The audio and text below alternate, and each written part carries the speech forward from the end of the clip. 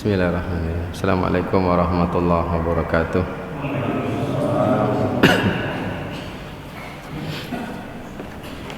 Alhamdulillah wassalatu wassalamu ala Rasulillah wa ala alihi wa sahbihi wa mawalah.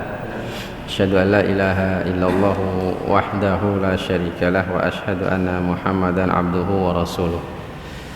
Qala ta'ala ya ayyuhalladzina amanu idza qila lakum tafassahu fil majalisi fafsahu yafsahillahu lakum wa idza qila anshuzu fansuzu yarfa'illahu alladzina amanu minkum walladzina utul ilma darajat wallahu bima ta'maluna khabir.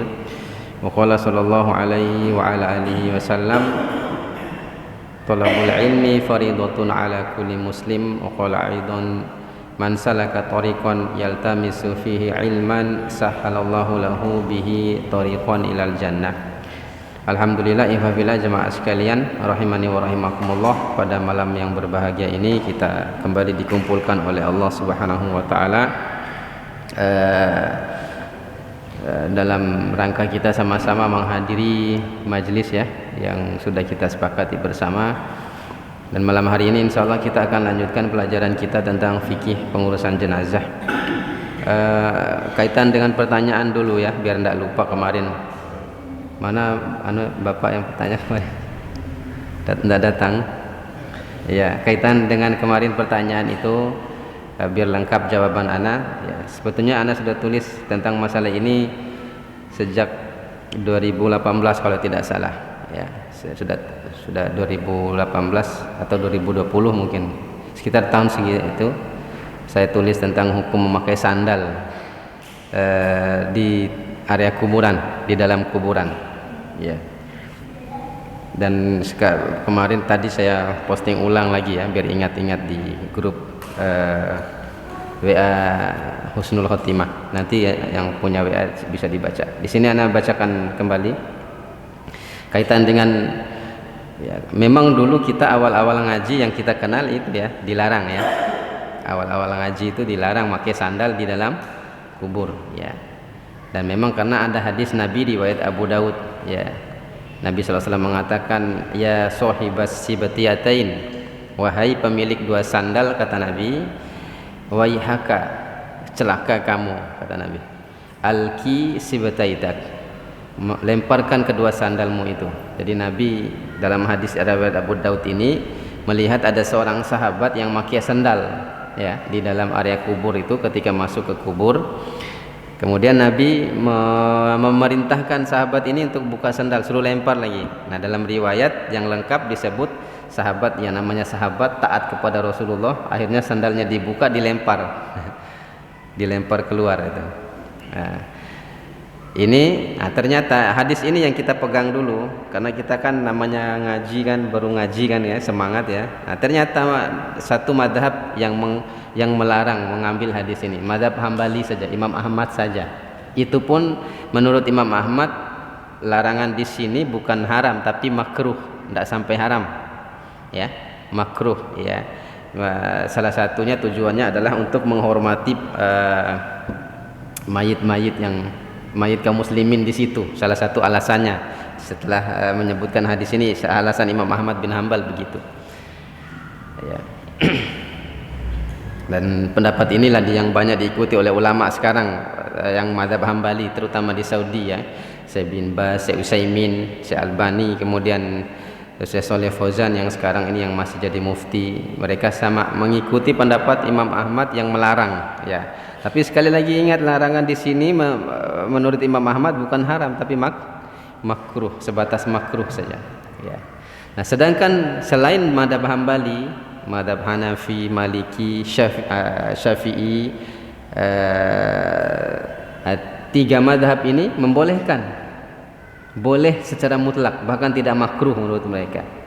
Karena dalam hadis yang lain riwayat Imam Bukhari dan Muslim ya, Nabi SAW mengatakan innal abda, sesungguhnya seorang hamba itu idza wada'a fi qabrihi, ketika dia diletakkan, dimasukkan ke dalam kuburnya, wa tawalla anhu ashabuhu, kemudian orang-orang yang mengiringi mayit tadi pergi, artinya sudah selesai proses penguburan ini, sudah selesai mereka meninggalkan kuburan ini, ya. Innahu la yusma' qur'ani alihim.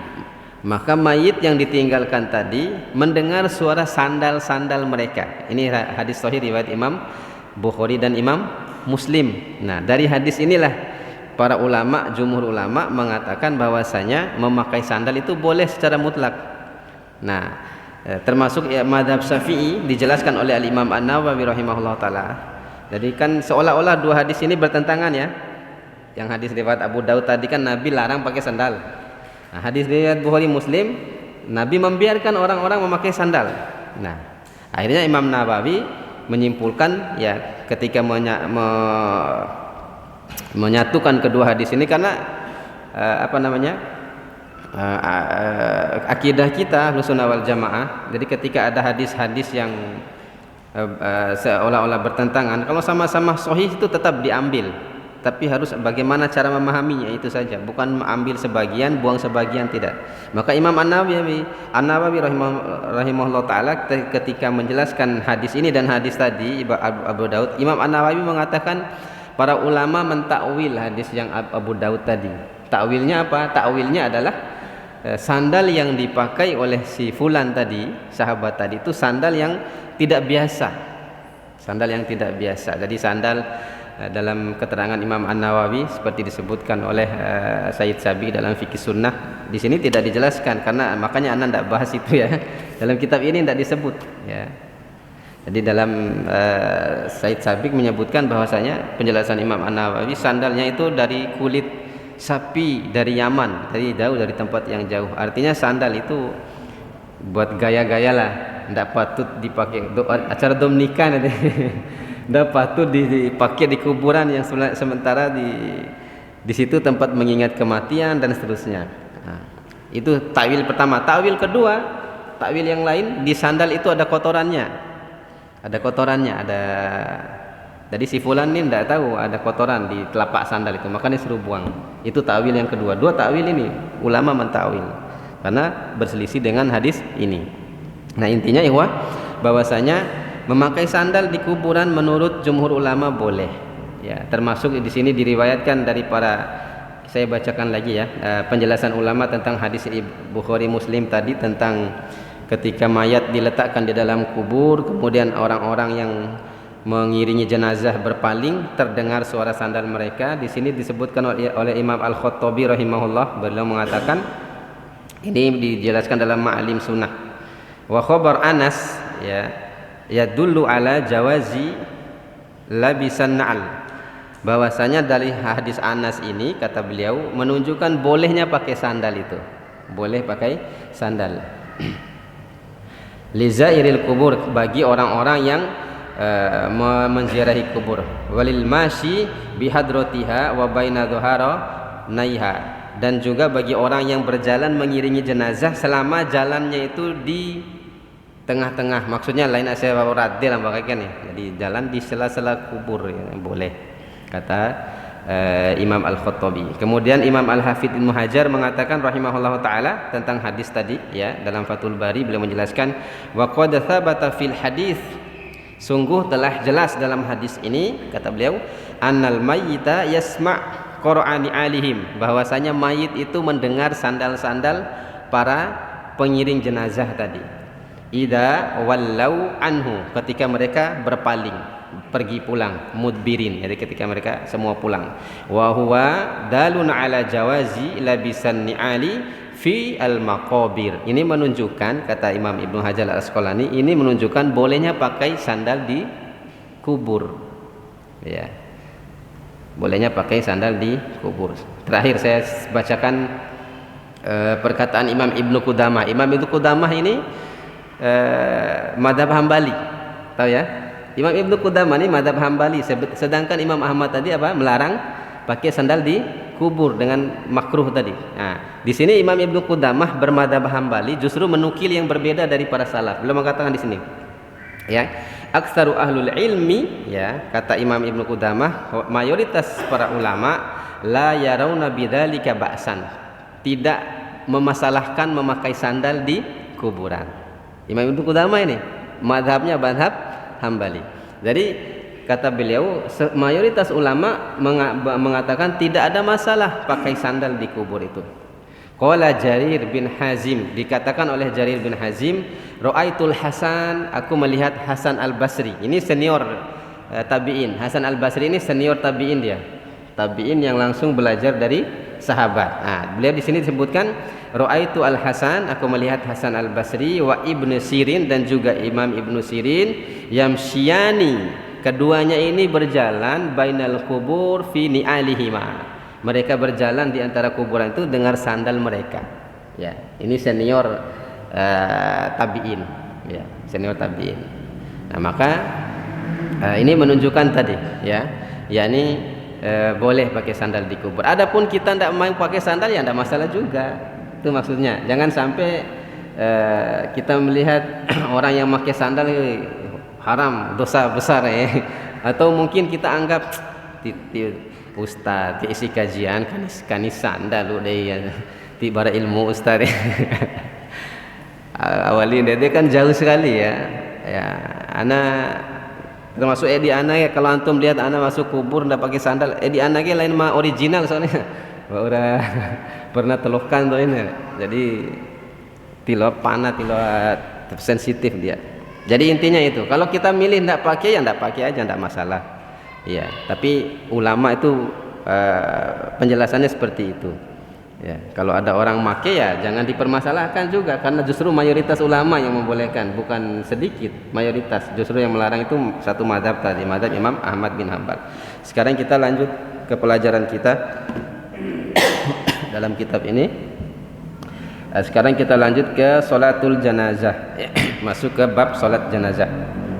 Kita akan bahas di sini tentang bagaimana hukumnya, kemudian berapa takbir dalam sholat jenazah, bacaan-bacaannya, kemudian fikih-fikih ya, fikih yang banyak berkaitan tentang masalah ini ya. Termasuk kalau kita ketinggalan sholat jenazah, takbirnya bagaimana hukumnya, dan seterusnya nanti kita akan bahas. Yang pertama adalah hukmuha, kita belajar tentang hukumnya dulu.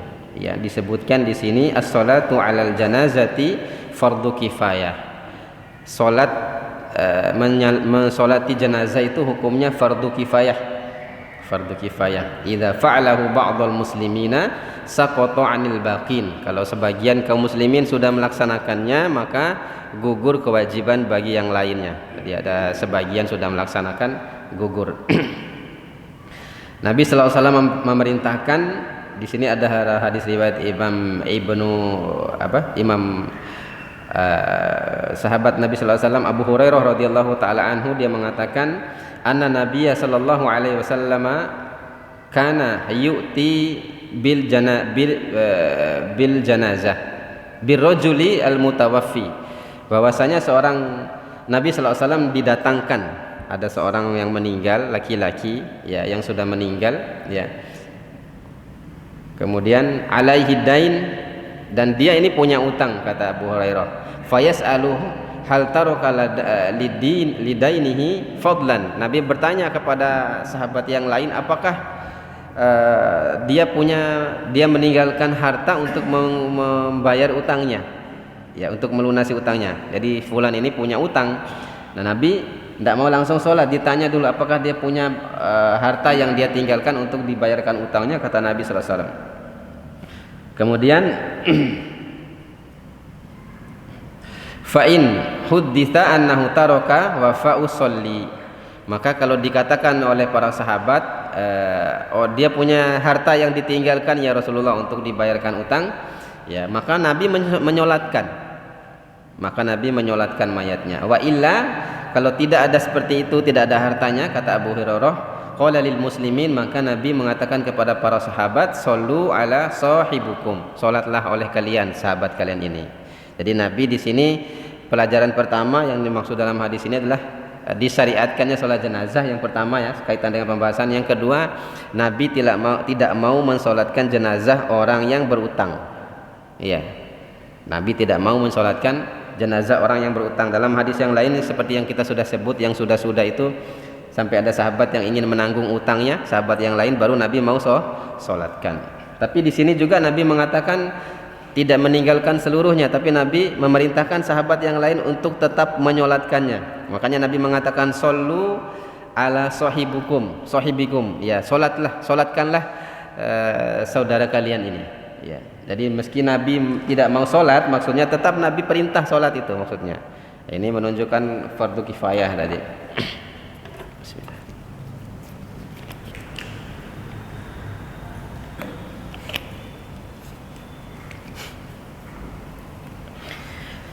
Kemudian yang selanjutnya adalah fadluha, keutamaan sholat jenazah. Keutamaannya sudah kita sebut yang kemarin ya. Ya, yang diantara hadis yang pertama adalah kalau kita mengurus jenazah, menziarahi jenazah dari rumahnya, ya, dari rumah si jenazah ini, kemudian kita jalan lagi menuju tempat sholat, ya. Kemudian kita tinggalkan di situ sampai di situ saja. Kemudian mungkin kita ada perkara penting kita tinggalkan, maka pahalanya 1 kirot. Tapi kalau dari rumah duka, kemudian pergi sholat, kemudian pergi lagi ke kuburan, mengiringi sampai ke kubur, sampai dikuburkan, pahalanya 2 kirot, 2 gunung, ya, 2 bukit. Dikatakan bukit Uhud, seperti bukit Uhud. Ini kita sudah sebutkan hadisnya kemarin. Ini keutamaannya. Dan keutamaan yang lain dari Abdullah bin Abbas, yang mengatakan annahu mata ibnin lahu. Ibnu Abbas mengatakan bahwasanya meninggal anaknya pada saat itu, ya, bi Qadid au bi Asfan, tempatnya di Qadid atau di Asfan. Faqala, maka dia mengatakan, ya Quraib undur majtama'a lahu minan nas. Maka Ibnu Abbas mengatakan, jadi Ibnu Abbas di sini menunggu apakah sudah ada orang datang mau sholatkan anaknya ini, ya. Jadi dia suruh Quraib mengatakan, Quraib menjawab, fa kharajtu fa idza nasa qad ijtama'u lahu fa akhbartuhu. Kata Quraib, ya sudah ada orang-orang di luar yang siap untuk menyolatkan jenazah. Faqala, maka Ibnu Abbas mengatakan, taquluhum arba'un. Ibnu Abbas bertanya lagi kepada Quraib, apakah jumlah mereka sampai 40? Kata Ibnu Abbas. Qala, maka Quraib mengatakan, na'am, ya, sudah sampai 40, ya, sampai 40 orang. Qala, maka Ibnu Abbas mengatakan, akhrijuhu fa inni sami'tu Rasulullah sallallahu alaihi wasallam yaqul ma min rajulin muslim yamutu fayaqumu ala janazatihi arba'una rajulan la yusyrikuna billahi syai'an illa syafa'ahumullahu fihi. Kata Ibnu Abbas, kalau begitu kita mulai sholat, keluarkan jenazahnya, mari kita mulai sholat. Karena saya pernah mendengar Nabi sallallahu alaihi wasallam bersabda, kata Ibnu Abbas, bahwasanya tidaklah seorang yang meninggal kemudian disolatkan oleh 40 orang yang tidak melakukan kesyirikan, kecuali dia akan mendapatkan syafaat. Jadi orang yang disolatkan oleh 40 orang, kata Nabi sallallahu alaihi wasallam, dia akan mendapatkan syafaat, ya. Ini luar biasa, ini keutamaan disolatkan oleh banyak orang. Di sini minimal 40, ya, minimal 40. Saya teringat dulu, ya, ada cerita, ada kebiasaan sebagian kaum muslimin untuk memancing banyak orang yang sholat itu dikasih amplop. Dikasih amplop orang yang sholat itu. Nah, tapi sedihnya lagi setelah pulang amplopnya diminta kembali. Ya. Kemudian selanjutnya dari Aisyah radhiyallahu taala anha, ya, dia mengatakan kaitan dengan keutamaan sholat jenazah ini, ma min mayyitin yusolli alaihi ummah minal muslimin, tidaklah seorang yang meninggal kemudian disolatkan oleh banyak kaum muslimin, ya beluguna mi'ah, sampai 100 orang, kulluhum yashfa'una lahu illa syafa'u fihi, kecuali dia akan diberi syafaat. Dan artinya makin banyak itu makin bagus, ya, makin akan mendapatkan banyak syafaat. Tadi 40, sekarang 100, ya. Jadi makin banyak kebaikan kalau makin banyak orang yang menyolatkan. Kemudian selanjutnya kaitan dengan menyolatkan jenazah ini adalah mauqiful imam minal janazati, di mana tempat berdiri imam itu kalau sholat jenazah, pada jenazahnya sebelah mana? Di sini ada dua pendapat ya. Pendapat pertama mengatakan an yakifal imam hada'u ra'sul rajuli wa hada'u wasatul mar'ati wasatul mar'ati, yakni pendapat pertama mengatakan ini madhab Syafi'i dan Imam Ahmad bin Hanbal rahimahullah ta'ala. Mereka berpendapat seperti pada umumnya kebiasaan kita, yaitu laki-laki di bagian kepala, kemudian perempuan di bagian tengah atau dadanya, sebagian mengatakan seperti itu ya. Kemudian pendapat yang kedua yang pendapat ini mengatakan bahwasanya tempat berdiri imam itu baik laki-laki maupun perempuan adalah di dada, di tengah. Pendapat yang kedua ya, laki-laki kah perempuan kah sama saja, tetap di tengah atau bagian dadanya. Nah, salah satu tujuannya kenapa perempuan berdiri di bagian dada dijelaskan oleh para ulama atau bagian tengah untuk menutupi auratnya. Ya, auratnya. Karena sudah kita jelaskan kemarin ya. Kalau dulu itu jenazah itu digotongnya begitu saja, tidak ada penutup. Tidak ada enggak ada keranda tapi tidak ada tutupan. Ada digotong pakai tapi tidak ada tutupan. Ya.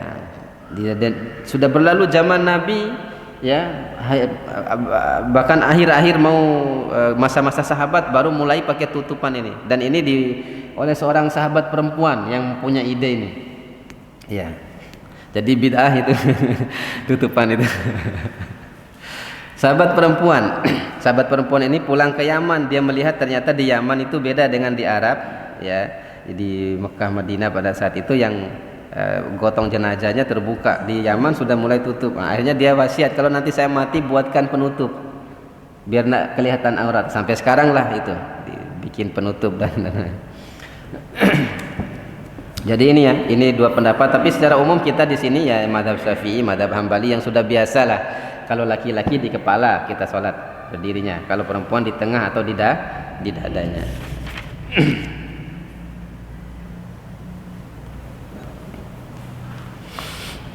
Kemudian selanjutnya ada tambahan yastahibu ay yasifu wara'al imami salasati sufufi wa in qallu. Nah, ini juga bagus juga ini untuk tambahan ilmu kita. Jadi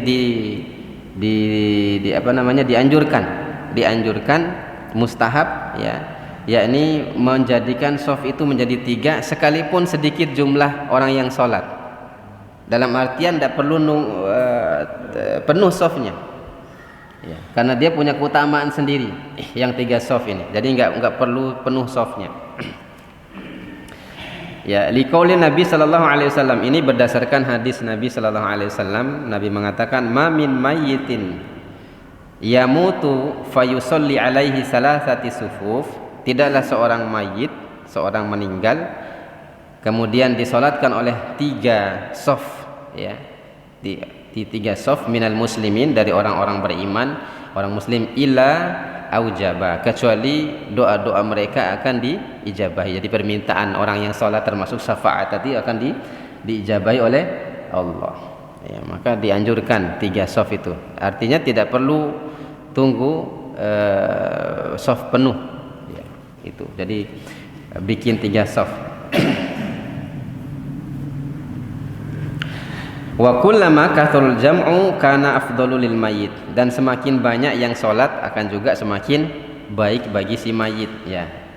Nabi sallallahu alaihi wasallam mengatakan ma min mayyitin tusalli alaihi ummah minal muslimin yablughuna mi'ah, tadi sudah ya. Jadi barang siapa yang disolatkan oleh mayit ya, menyolatkan mayit oleh barang siapa bila ada mayit yang disolatkan oleh sekumpulan kaum muslimin sampai 100 orang, maka dia akan diberi syafaat dari doa-doa mereka itu. Kemudian yang selanjutnya ijtima'u janaizir rajuli wan nisa'i. Kalau ada jenazah laki-laki dan perempuan, bagaimana cara menyolatkannya? Hukum asalnya cara menyolatkannya adalah dengan terpisah. Sembiawa'u satu-satu nanti maksudnya ini. Nah, tapi kalau mau digabung juga boleh. Makanya di sini juga ada tambahan. Maka para ulama juga menyebutkan bahwasanya ketika seseorang sholat jenazah kemudian dia menyebutkan nama orang yang meninggal, kalau namanya benar sholatnya dan sampai doa itu. Tapi yang bahaya kalau namanya salah, sia-sia sholat itu. Faham ya? Makanya sebetulnya yang lebih dianjurkan tidak usah sebut nama, tinggal kita niatkan jenazah yang ada di depan saja. Jenazah kan kita sedang berdiri, makanya repot kalau pakai nama itu. kalau benar nama ya sibu, maka dapat benarlah sholat itu. Tapi kalau salah nama, nah itu risiko karena sudah niatnya sudah sebut nama. Nah, makanya yang sebetulnya tidak perlu sebut nama ini, karena tidak ada riwayat sebetulnya para sahabat ya sholat itu sebut nama si fulan. Kalau niatnya mau sholat sholatkan jenazah fulan atau fulana, tidak perlu sebetulnya. Repotnya di situ. Maka kalau ada laki dan perempuan boleh digabung dengan catatan bahwasanya laki dulu di depan baru perempuan di belakang jenazahnya tuh. Jadi di depan imam itu jenazah laki-laki, kemudian di sebelah lagi ke kiblatnya lagi itu jenazah perempuan, begitu caranya. Ya. Kalau ada 3 orang umpama bapak, anak sama ibu, ya bapaknya dulu baru anaknya baru ibunya. Pokoknya perempuan di belakang.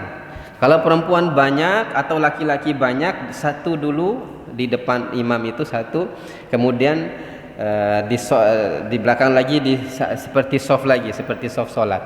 Begitu juga kalau perempuan banyak, umpama laki 1 orang, umpama perempuan banyak, laki di depan. Nah, seluruh soft dipanjangkan, satu soft itu perempuan.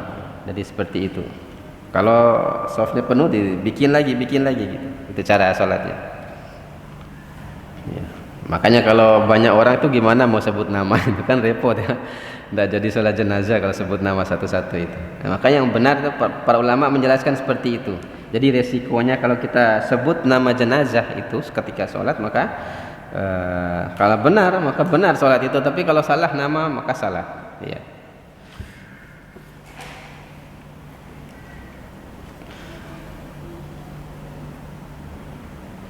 Ya, dan juga yajuzu linnisa'i sholatu 'alal janaiz. Boleh bagi perempuan sholat jenazah, tidak dilarang. Ya, sama seperti laki-laki sebagaimana Aisyah menyolatkan jenazah para sahabat radhiyallahu taala anhum. Kemudian selanjutnya, hal yusolli ala ba'di ajazail mayyit. Apakah ketika mayit ditemukan tapi tidak utuh badannya, ini apakah disolatkan atau bagaimana? Ya, ada 3 pendapat di sini. Ada 3 pendapat, tapi pendapat yang lebih hati-hati adalah tetap mensolatkan. Bahkan sebagian ada yang mengatakan tidak disolatkan.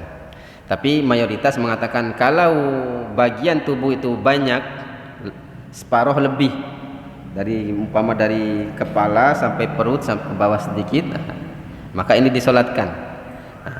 Sebagian lagi maka sisanya lagi mengatakan kalau sedikit saja, umpama dari kepala sampai dada saja, tidak disolatkan. Tapi sebagian ulama mengatakan tetap disolatkan. Ini pendapat yang paling hati-hati. Kemudian nanti kalau ketemu lagi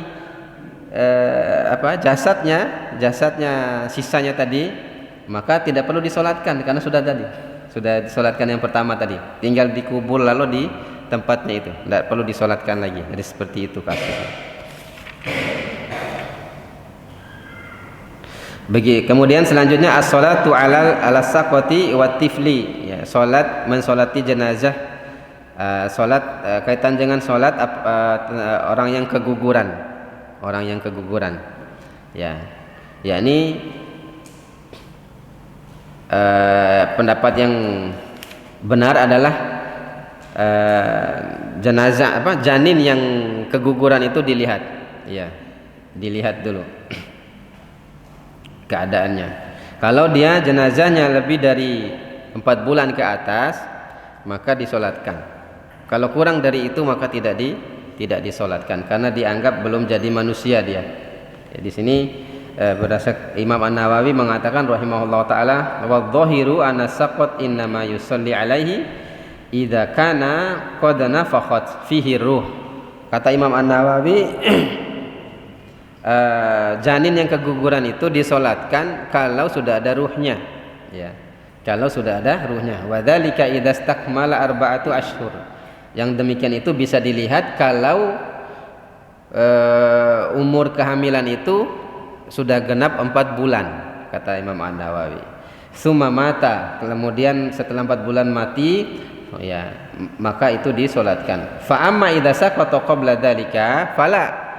Tapi kalau kegugurannya kurang dari 4 bulan maka tidak disolatkan. Li'annahu laisa bimayyit.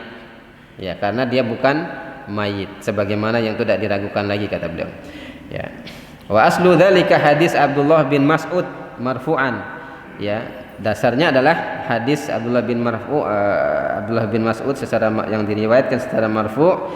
Ya, beliau mengatakan inna khalaqa ahadukum yajma'u fi batni ummih 40 yauman. Sesungguhnya kalian itu diciptakan dan dikumpulkan dalam rahim ibu kalian selama 4 hari. Tsumma yakunu 'alaqah mithlu dzalik. Kemudian dijadikan segumpal darah selama itu juga. Tsumma yakunu mudghah mithlu dzalik.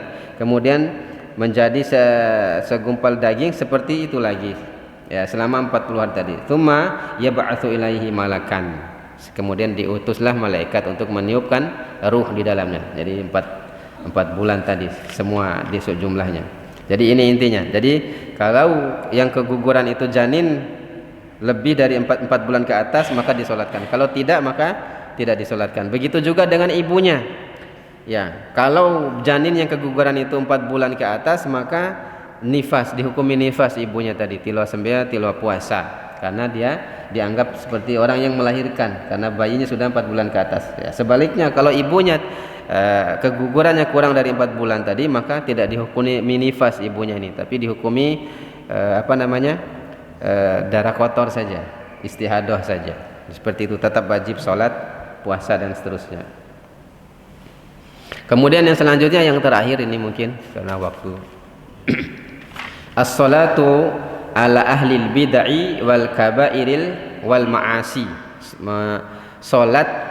Mensolatkan jenazah ahli bid'ah dan orang-orang yang pelaku dosa besar dan maksiat. Ya, apakah mereka ini disolatkan? Yang benar menurut jumhur ulama adalah mereka tetap disolatkan, karena mereka ini tetap masih Islam, dihukum muslim. Kalau kafir baru, ya, tapi kalau ini dia muslim. Bahkan Al-Imam An-Nawawi rahimahullah ta'ala menyebutkan baik itu bahkan orang yang bunuh diri tetap disolatkan. Tetap disolatkan. Orang yang bunuh diri, orang yang dihukum mati, umpama dengan perkara apalah dia dihukum mati, mungkin karena dia membunuh kemudian penguasa menghukumnya, mengkisosnya, dia disolatkan juga yang seperti ini. Hanya saja dari hadis-hadis yang ada, ya, karena Nabi menyolatkan orang yang berutang, orang yang ini itu, maka para ulama juga menyimpulkan bahwasanya dan hendaknya orang-orang yang punya keutamaan dan pengaruh tidak mensolatkan orang-orang yang seperti itu untuk memberi pelajaran kepada orang-orang yang lain. Tapi sebetulnya tetap disolatkan, hukum asalnya tetap disolatkan. Kalau kita tidak punya pengaruh, ya sembahyang aja. Kita di sisi lain kita dapat pahala dan mudah-mudahan harapan kita orang itu diampunkan oleh Allah Subhanahu wa taala, ya. Dan kita tidak tahu, tidak tahu. Ada sampai ada yang cerita ada yang bunuh diri dia bakar diri, naudzubillah, ya. Tapi sebelum menghembuskan nafas terakhir selalu mengucapkan la ilaha illallah, Allahu akbar. Mana yang dihukumi itu? Hah? Mana yang dihukumi? Ucapannya itu. Tidak semua orang mampu mengucapkan la ilaha illallah. Kan Nabi mengatakan kan seorang itu mati itu tergantung dari akhir dari amal yang terakhir. Dan dalam hadis yang lain Nabi mengatakan man qala la ilaha illallah, bersiapa yang mengucapkan la ilaha illallah ketika mati masuk surga dia. Ya. Nah, makanya intinya maksudnya adalah jangan kita menghukumi yang bukan-bukan orang-orang itu. Sekalipun kita melihat mati di atas sesuatu yang dosa besar atau maksiat, siapa tahu bisa seperti itu. Dan ini banyak yang menyaksikan. Dan bukan sebentar dia ucapkan itu. Ketika sadar, jadi sebelum mati itu lama sekali dia ucapkan itu. dia ulang-ulang la ilaha, ketika setelah itu baru meninggal, ya. Ya, kalau orang kafir jelas tidak boleh disolatkan. Termasuk anak, ya, anak orang musyrik dan anak kecil dari musyrik, orang kafir, karena mereka ini dihukumi sama seperti bapaknya di dunia, sama seperti orang tua mereka di dunia, ya, tidak boleh disolatkan. Kita sambung lagi, ya, pada pertemuan yang selanjutnya. Nanti kita akan bahas juga, pelajari tentang tata cara sholat jenazah dan seterusnya. Demikian, ya, sudah masuk waktu isya. Kalau ada salah-salah kata, mohon maaf. Kita tutup majelisnya dengan doa kafaratul majelis. Subhanakallahumma wa bihamdika asyhadu an la ilaha illa anta astaghfiruka wa atubu ilaik. Wassalamualaikum warahmatullahi wabarakatuh.